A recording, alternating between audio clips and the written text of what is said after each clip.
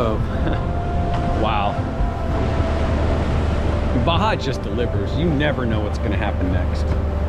You never know. That was one of the most incredible experiences I've ever had, ever, with wildlife. I didn't even know that orcas did that. Let me back up.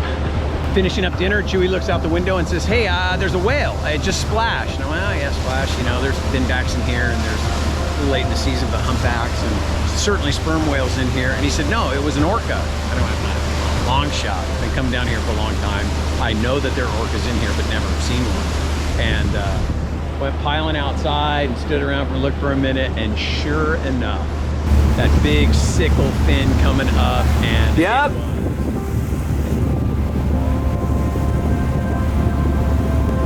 It's my spirit animal. They're not swimming in the bow, are they? Oh God. They are swimming. There's one right here in front where I normally sit. I'm too scared to go right now. But he's not there anymore. Oh my gosh. There's an orca swimming under our bow.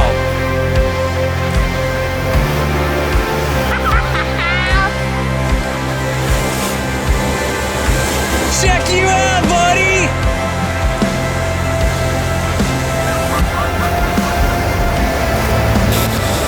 Are you kidding? Get up here, Aaron. This is your spot. He's looking right at me. Hey, buddy. He hasn't, I haven't seen him breathe since he got under there. I guess he's not burning much energy. 10 minutes of just watching these three. They weren't huge. There was no big bulls in there. You know, it's hard for me to tell the ages, but there was, you know, whatever. There was a 18 or 20 footer swimming directly under the bow. I didn't even know they did that. Just riding that pressure wave. And unlike dolphins and porpoise where they're breathing, it just stayed there and then just disappeared under the bow after a while, and was, you know, back in the wake. And oh, it's just absolutely phenomenal. You know, one of the most sentient, intelligent creatures, apex predator. Just beautiful. Baja, man, you just never know what's going to happen. You never know what it's going to deliver next.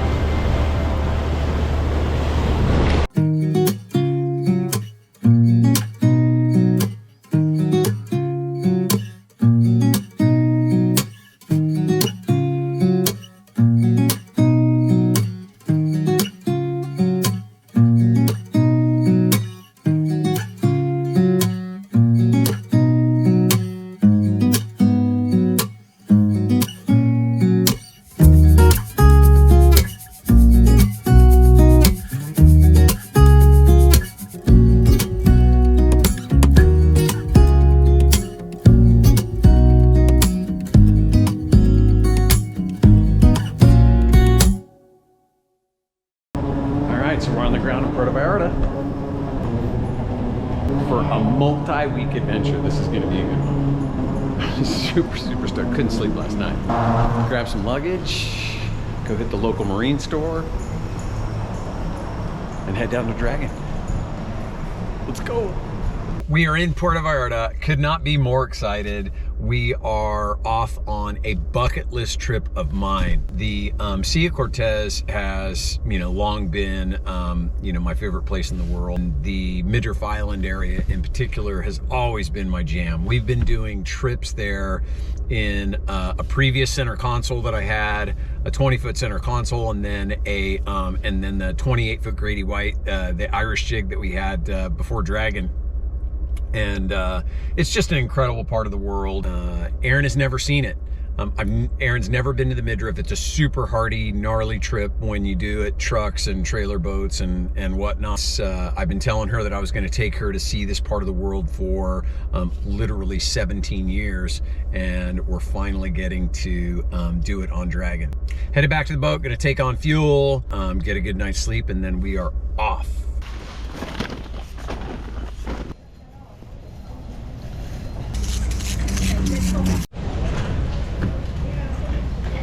I have to make sure that my billfold is set up properly, so as we were reminded yesterday, when you do get pulled over by these guys, that you're all set up with your story and you're all prepared to pay your fine on the side of the road.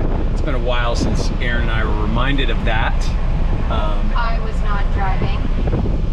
I was driving, so I was the target. I was the mark.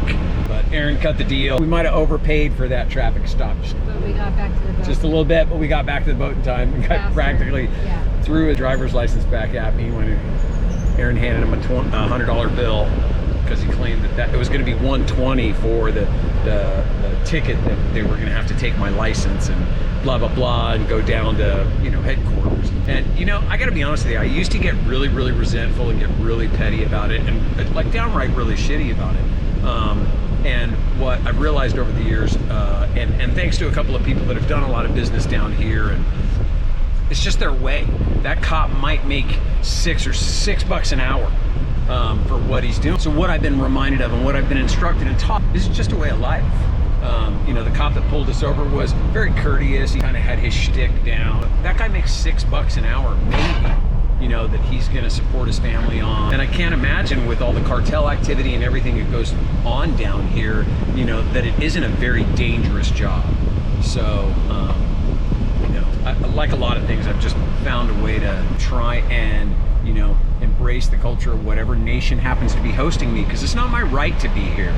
Like, it's my privilege, and I need to honor that. Not only that, but, I can't get petty about it, because then I get kind of annoyed and sort of shitty about it, and that's just somebody living rent-free in my head, and that's just not how I want to spend my time. I'll have a couple bucks and move on, or pay an additional port fee, or something that is inevitable with a big fat shiny boat. I don't know, it really depends on the country. They all have their reputations.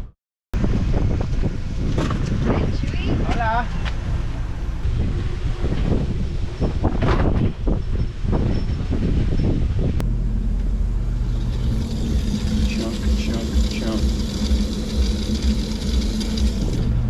That's double trouble. 2,650 liters in that tank. One down, 3 to go. See, that's a problem. I got a bad reading. That's why you check this stuff. Chewy, I think I got a bad reading on the Maritron, so kick this off for a minute until I get squared away. Unreal. Port Main says 15% fuel in that tank. Times 0.15 equals 126 gallons left is what it's supposed to have. Man, the last thing we need is a fuel spill in a marina in Mexico, right? How many do we actually have? About 760. And this one has 365 gallons in it.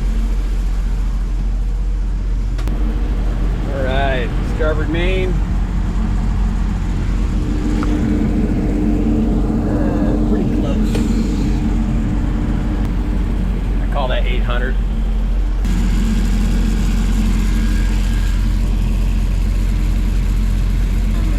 About 800 as well. So the forward tanks, because of how they're placed, is we've got a combined sight glass. So 1,300 gallons of fuel between the two. All right, all fueled up. We were checked out with the port captain because he's right over by the fuel dock. And got to research fuel a little bit better. I think that we got stung pretty hard by a dealer for Pemex rather than buying directly from one of their docks, and I'm pretty sure there's one in town. They charge a 15% fee, but what they said was that they still wind up charging full hit. Pemex charges them full hit as if they were pumping it at their docks, and then these guys charge a 15% fee. So, given the volume of fuel that we take on, it's a big hit. The cruise has been a great marina. It's been a great place to stay. My initial concerns were that we were kind of parked out on a place where they do drop off and pick up for some of the charter operators, but they all seem to be pretty competent captains, so didn't have anybody rubbing and racing around. Felt like the boat was pretty secure, other than some initial problems that we had with power, that I think part of them were on their side of the dock and part of them were on my side of the dock. Great place to stay, so get checked out and get moving down the road. Got it.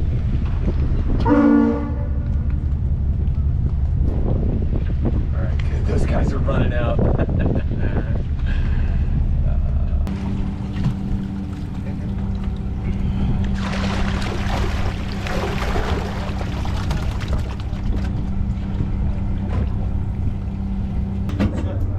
We good?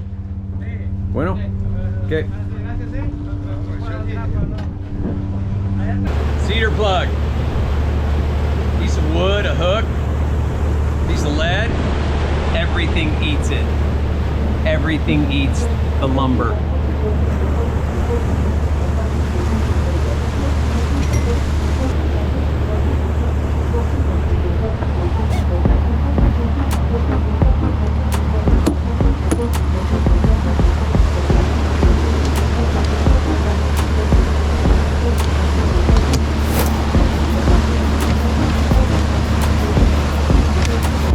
Really big school of spinner dolphins.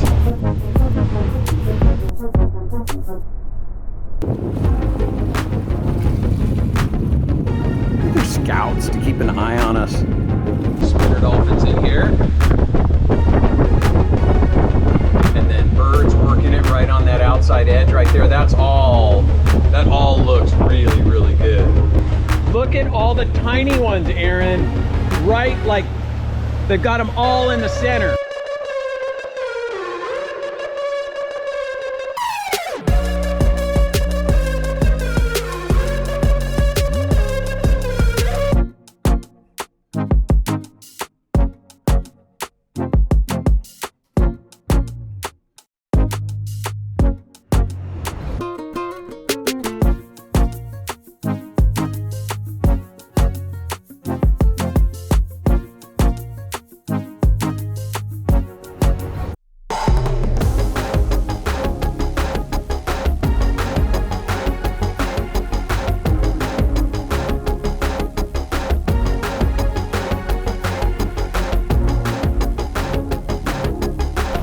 Like that, we're bit.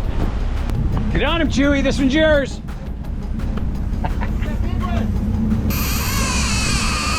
Okay. Do you see anything silver in the water? Yeah. You say color. Color.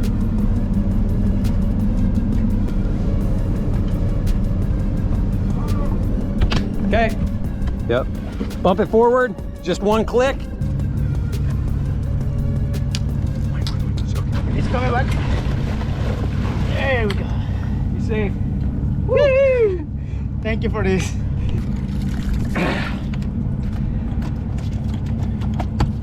That's a pretty fish.